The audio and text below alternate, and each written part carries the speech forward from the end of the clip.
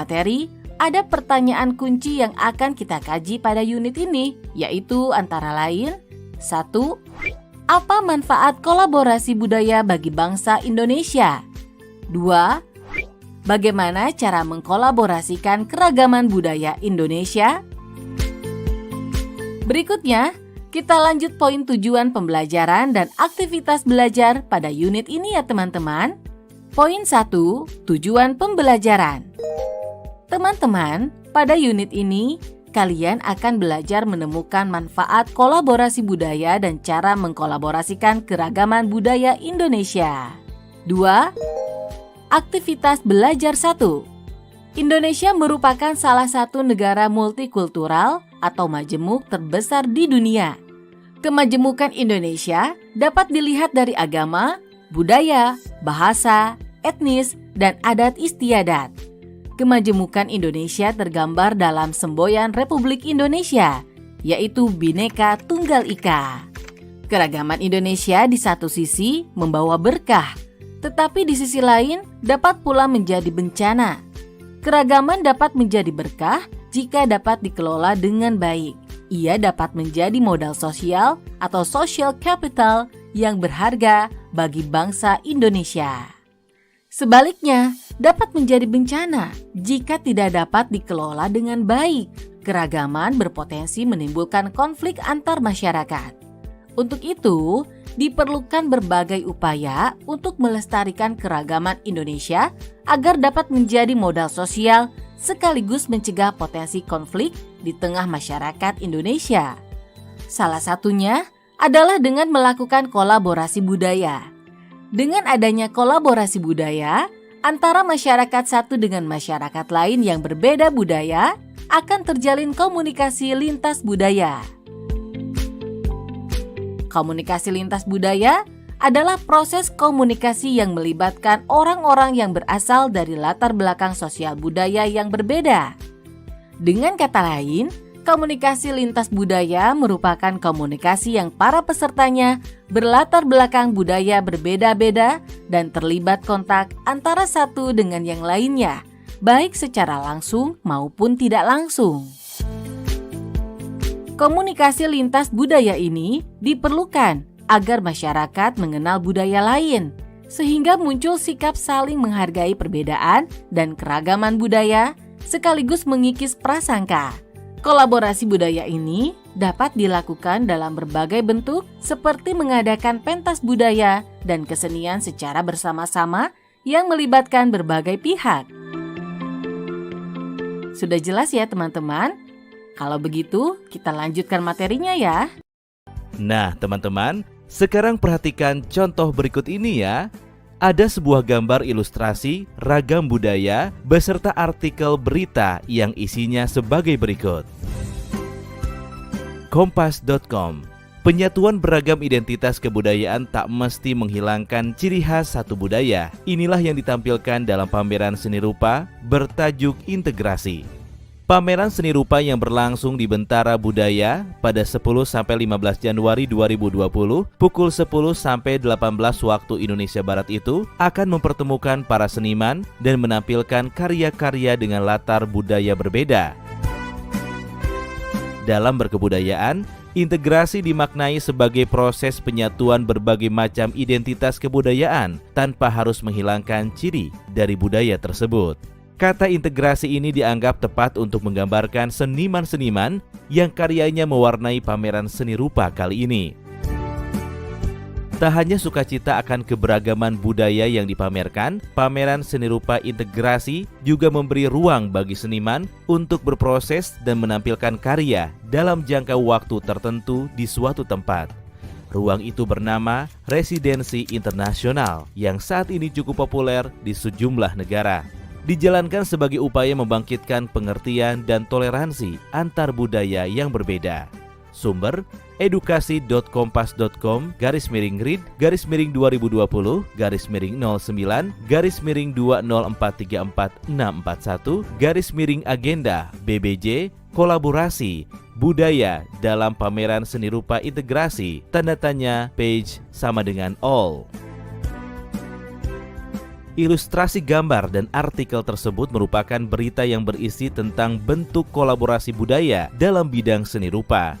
Tentu saja, selain dalam bentuk seni rupa, masih banyak sekali bentuk kolaborasi budaya yang ada. Nah, teman-teman, coba teman-teman jawab pertanyaan berikut ini ya. A. Menurut teman-teman, mengapa kita perlu mengadakan kolaborasi budaya?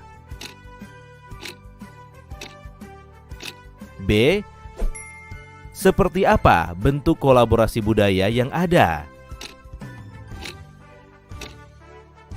C. Apa manfaat yang dapat dipetik dari kegiatan kolaborasi budaya tersebut?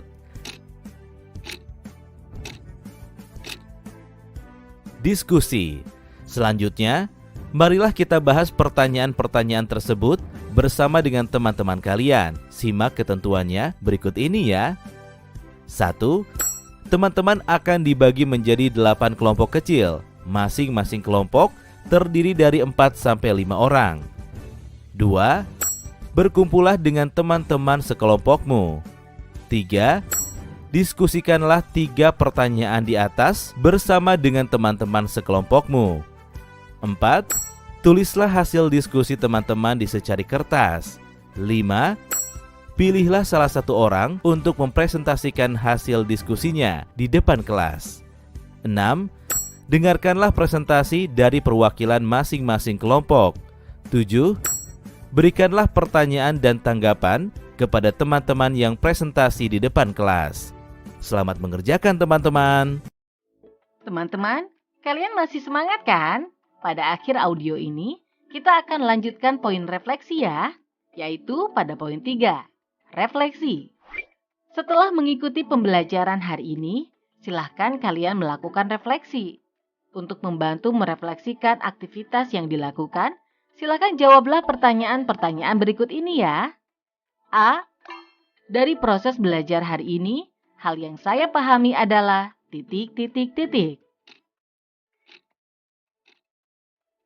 B. Dari proses belajar hari ini, hal yang belum saya pahami adalah atau saya ingin mengetahui lebih dalam tentang ...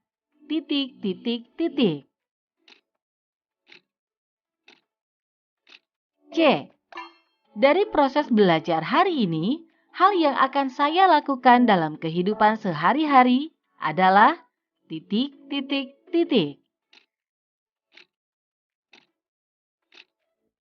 Poin 4. Aktivitas belajar 2. Pada pertemuan sebelumnya, kita telah berdiskusi tentang kolaborasi budaya yang ada di Indonesia. Ada 2 pertanyaan yang harus teman-teman jawab. A. Budaya apa saja yang dimiliki oleh bangsa Indonesia? B. Bagaimana cara menunjukkan budaya yang ada di Indonesia? Selanjutnya, kita masuk poin rancangan proyek ya teman-teman. A. Rancangan proyek. Berikut ketentuan rancangan proyeknya. 1. Teman-teman akan dibagi menjadi 4 kelompok. Masing-masing kelompok terdiri dari 7 sampai dengan 10 orang dan meminta setiap kelompok menunjuk 1 ketua kelompok. 2. Berkumpullah dengan teman 1 kelompokmu. 3. Dengarkanlah penjelasan gurumu tentang proyek pembuatan mading yang bertajuk Potret Budaya Nusantara. 4. Setiap kelompok menunjuk 1 orang pemimpin redaksi atau pemret. 5. Pemret memberikan tugas atau job description kepada setiap anggota kelompoknya untuk menjadi layouter, content writer, editor, dan ilustrator. 6. Setiap kelompok menyiapkan bahan yang akan digunakan untuk membuat mading yang bertajuk Potret Budaya Nusantara, seperti kertas manila atau asturo atau styrofoam, spidol warna-warni, pensil, ballpoint warna-warni, penggaris, penghapus, dan sebagainya. B. Jadwal pelaksanaan proyek. 1. Pembuatan mading bertema Potret Budaya Nusantara dilakukan selama 2 minggu dengan timeline atau alokasi waktu sebagai berikut. A. Perencanaan 1 hari. B. Pencarian konten 3 hari. C. Layouting 3 hari. D. Penulisan konten 4 hari. E. Editing 1 hari. F. Finishing 1 hari. G. Pemasangan mading 1 hari. C. Pelaksanaan proyek. Berikut ketentuan pelaksanaan proyeknya ya teman-teman. 1. Berkumpullah dengan tim redaksi teman-teman untuk mendiskusikan mading yang bertema Potret Budaya Nusantara yang akan dibuat. 2. Carilah konten yang akan dimasukkan ke dalam mading. 3. Buatlah template atau layout atau tata letak penulisan konten mading. 4. Tuliskan atau jelaskan konten atau isi mading tentang Potret Budaya Nusantara. 5. Periksalah kembali redaksi konten yang telah teman-teman tulis. 6. Berilah hiasan pada mading tersebut agar tampil lebih menarik. 7. Pasanglah mading yang bertema Potret Budaya Nusantara yang telah jadi untuk diletakkan atau dipajang di tempat-tempat yang strategis. Teman-teman, kita masuk poin selanjutnya ya, yakni tentang refleksi. 5. Refleksi. Setelah mengikuti pembelajaran hari ini, silahkan teman-teman melakukan refleksi. Untuk membantu merefleksikan aktivitas yang dilakukan, jawablah pertanyaan-pertanyaan berikut ini. A. Dari proses belajar hari ini, hal yang saya pahami adalah B.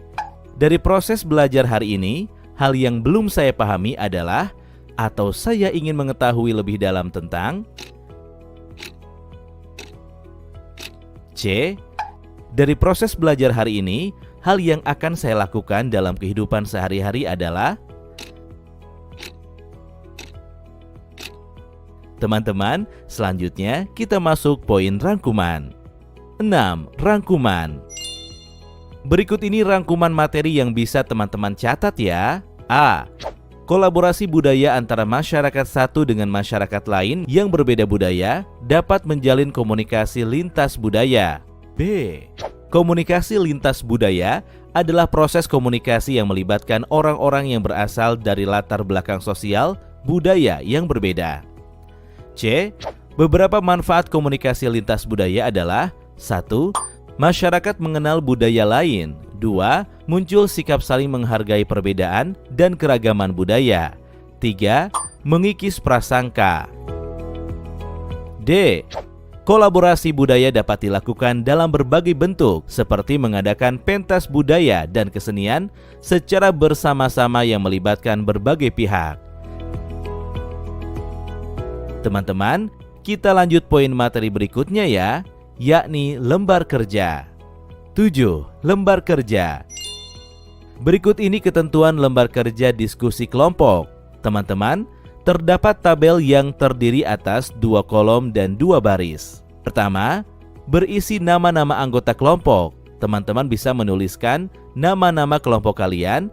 Kemudian kedua, berisi hasil diskusi. Teman-teman bisa menuliskan hasil diskusi bersama teman-teman kalian. Nah, sekarang kita perhatikan template mading ya teman-teman. Template mading pada bagian atas terdiri atas nama mading, kemudian pemimpin redaksi dan anggota tim. Nah, untuk lebih jelasnya, teman-teman dapat melihat gambar pada buku teks PPKN kelas 11. Jika ada kesulitan dalam memahami gambar, mintalah bantuan Bapak atau Ibu guru ya teman-teman. Selanjutnya, bagian tengah hingga bawah template mading terdapat judul mading serta isi konten-konten yang disusun berjejer. Selamat mengerjakan proyek pembuatan mading teman-teman. Teman-teman, kalian masih semangat kan? Pada akhir audio ini, kita akan lanjut pada poin uji pemahaman dan aspek penilaian, yaitu pada poin 8, uji pemahaman. Teman-teman, untuk uji pemahaman materi, jawab pertanyaan berikut ini. A. Budaya apa saja yang dimiliki oleh bangsa Indonesia? B. Bagaimana cara menunjukkan budaya yang ada di Indonesia? C. Menurut teman-teman, mengapa kita perlu mengadakan kolaborasi budaya? D. Seperti apa bentuk kolaborasi budaya yang ada di Indonesia? E. Apa manfaat yang dapat dipetik dari kegiatan kolaborasi budaya tersebut? 9. Aspek penilaian. Pada unit ini, teman-teman akan dinilai melalui beberapa aspek berikut ini. Pertama, penilaian sikap yang meliputi 1. Konten atau isi mading. Kedua, penilaian pengetahuan yang meliputi 1. Kerja sama tim. 2. Kontribusi masing-masing teman-teman dalam tim. 3. Sikap atau perilaku selama pelaksanaan proyek. Terakhir, penilaian keterampilan yang meliputi 1. Pembuatan mading. Sekian materi kali ini ya teman-teman. Pembahasan akan berlanjut pada audio selanjutnya. Kita akan lanjutkan materi unit 3. Tetap fokus dan semangat. Sampai jumpa.